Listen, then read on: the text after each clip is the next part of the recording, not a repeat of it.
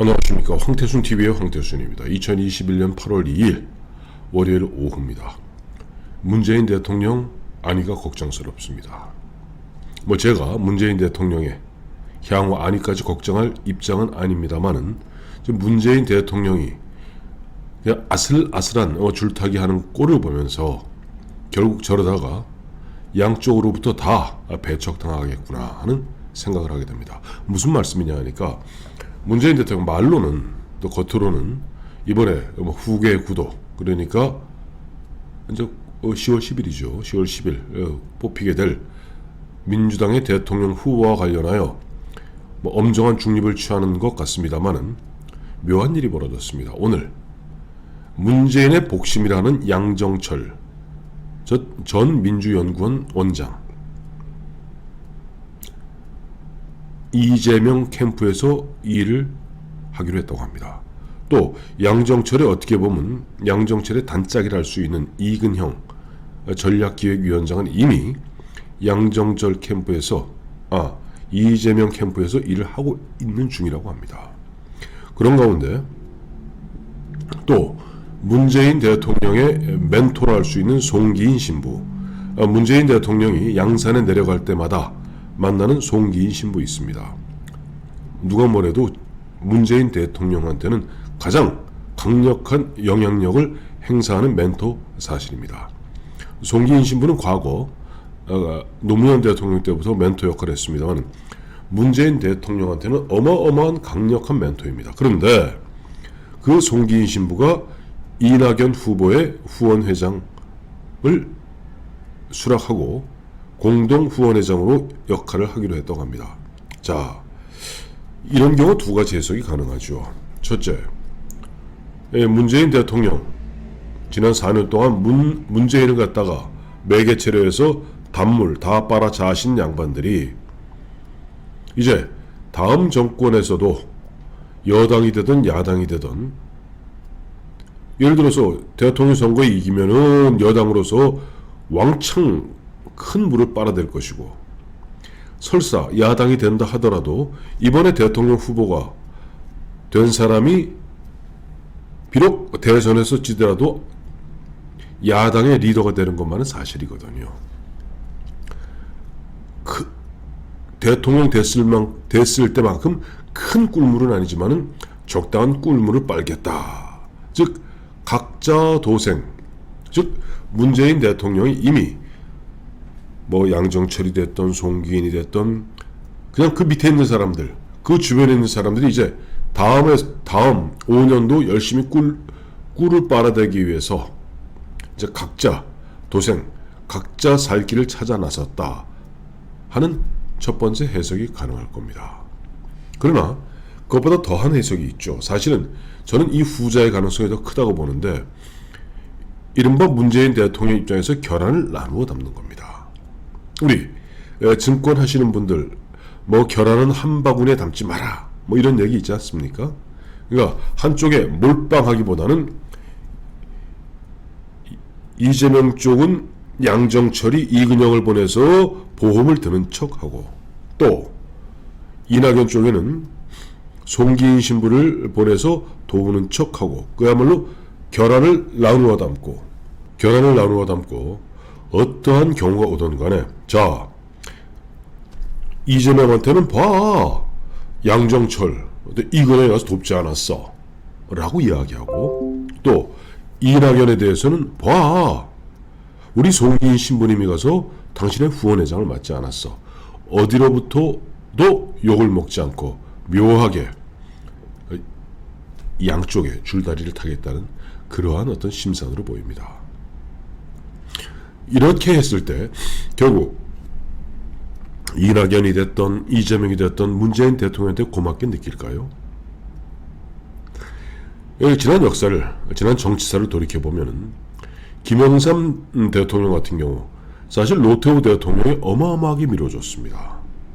어마어마하게 밀어주었고, 또 노태우 대통령 주변에 당시 서동근 안기부장을 비롯해서 김윤환 의원을 비롯해서 또 청와대에 있는 그 수석들 나서서 김영삼 대통령 후보 엄청 도와주었고, 무엇보다도 노태우 대통령이 이원조 또 금진호 씨 등을 통해서 어마어마한 정치 자금을 갖다 보태주었죠.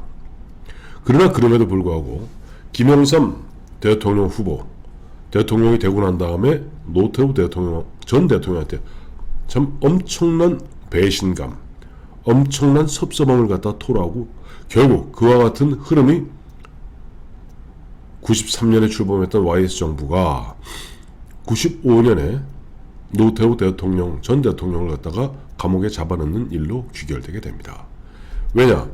김영삼 대통령 후보 입장에서 보았을 때는 당시 노태우 대통령이 자신한테 물론 7할 8할 70% 내지 80%의 공을 들인 부분은 인정합니다만은 그러나 자신의 경쟁자였던 이종찬 당시 이종찬 의원한테도 20 내지 30%에 계속 관심을 두고 뭔가 관심을 표명했다는 거기에 섭섭했던 겁니다.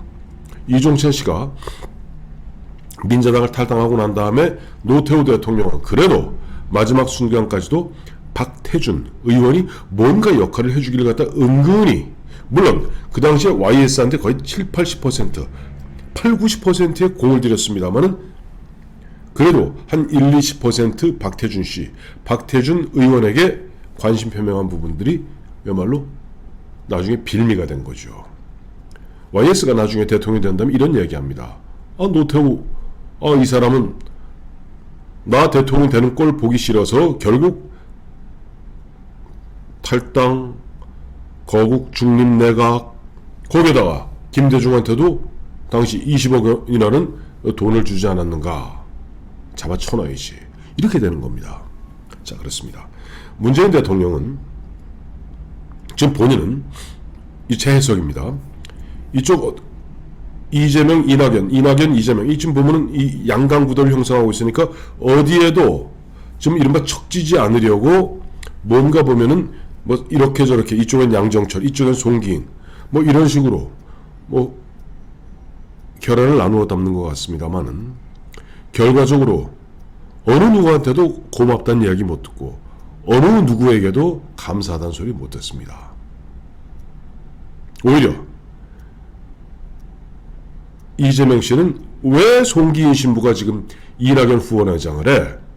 또 이낙연 씨는 왜 양정철 아니 문재인 대통령의 복심이라면서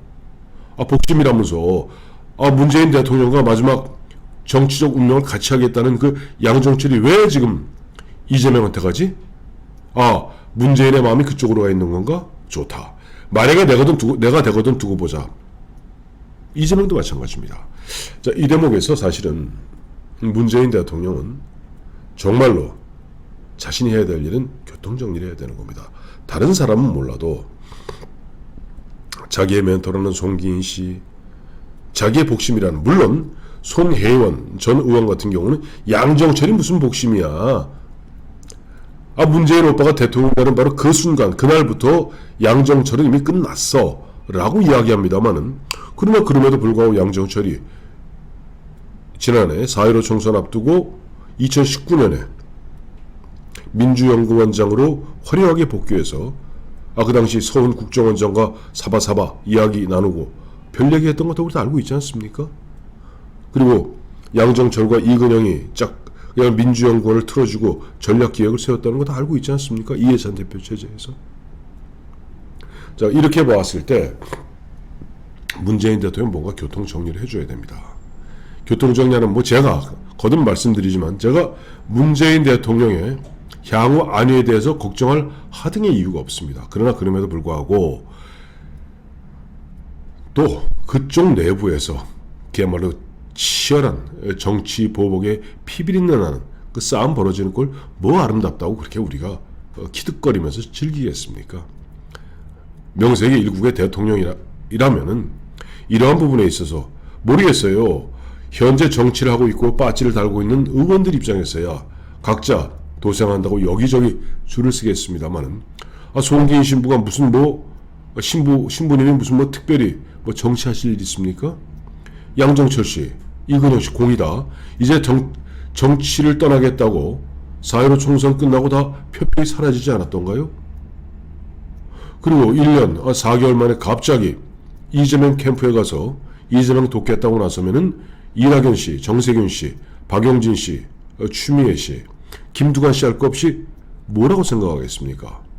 아, 양정철이, 이근영이가 또 자기 장사하는구나 이렇게 생각하시겠습니까? 아니면 문재인 대통령의 이른바 문심이 이재명한테 이제 억지로라도 기울어졌구나 생각하겠습니까? 그러니까 이런 식으로 뭐 문심이 전 큰 영향을 갖다 발휘 못할 거라고 봅니다만, 그러나 투표 선거에서는 그 2, 3%, 3, 4%의 흔들거림이 천하를 좌우하게 되죠. 그러니 이런 대목에서 문재인 대통령은 빠르게 정리해야 될 텐데, 여러분 아시다시피 문재인 대통령은 사실은 결정장애에 가까운 사람입니다. 어려운 일, 곤란한 일, 체면 깎이는 일 절대 나서지 않습니다. 항상 두 걸음, 세 걸음 뒤로 물러나서 누군가 대신 코를 풀어주기를 바라고 있죠. 자기 자신이 흔한 얘기를 응하고 뒤도 딱히 싫어하는 양반입니다. 누가 해줘야 될까요? 저는 그런 측면에서 김여정, 이번에 이제 보면 지난 7월 말에 북한에서 413일 만에 남북 연락선 다시 재개하지 않았습니까? 일방적으로 끊었고 일방적으로 재개했습니다. 물론 그 사이에 문재인과 또 김정은 간에 뭐 수차례, 10여 차례 가까운 뭐 친서가 오고 갔다고 합니다만은, 어쨌든 413일 만에 남북 연락선 통신선 재개하고, 그러니까 우리 이제 보니까 아유, 우리 청와대 이쪽에서는 아이고 뭐 내년 2월 달에 베이징 남북 정상회담 이제 군불 떼고 있고, 이인영 씨가 수장으로 있는 통일부에서는 뭐 인도적 차원의 대북 물자 지원 반출 계속 승인하고 있고 하는데, 바로 어제죠. 김여정이 답을 줬습니다. 그거 아니야 이 사람아. 지금 뭐 밑도 끝도 없이 무슨 무슨 베이징 남북 정상회담이야. 그리고 뭐 인도적 물자 지원, 그거 제대로 된 물자 지원도 아니고, 제대로 된 물자 지원은 대북 제재에 묶여 있어서 그거 되지도 않아. 그야말로 엄발에 오줌 넣기식 그거 아니야. 너희들이 해야 될 것은 올 8월에 있는 한미 연합훈련 이거 취소해 라고 구체적으로 꼭 집어서 오다를 때렸죠. 물론 뭐 우리 정부는 변함없이 한미 연합훈련 간다 그러는데 아마 축소될 겁니다. 그러나 규모가 축소될 겁니다. 보십시오. 즉 문재인 대통령이 이렇게 결정장애로서 지금 이재명으로 갈지 이낙연으로 갈지 정신을 못 차리고 있다면, 그것에 오다를 때려줄 사람은 하나 있네요.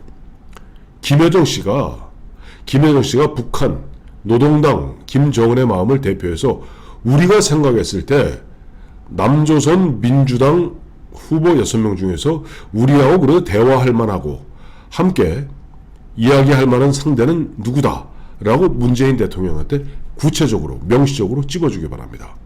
제가 보니까 지금 이러지도 못하고 저러지도 못하고 우물쭈물하는 가운데 여기 끼웃 동가식 저기 끼웃 서가수 하고 있는 문재인 대통령, 이러다가 양정철, 이근영 보낸 이재명 캠프에서는 왜 송기인 신부가 이낙연 후원회장 하냐고 지청구할 거고, 또 이낙연 후보 측에서는 왜 문재인 대통령의 복심인 양정철이 이재명 캠프에서 활동하느냐고 지청구할 거고, 그야말로 안팎으로 터져서 안팎 곱사등이 떼기 십상입니다.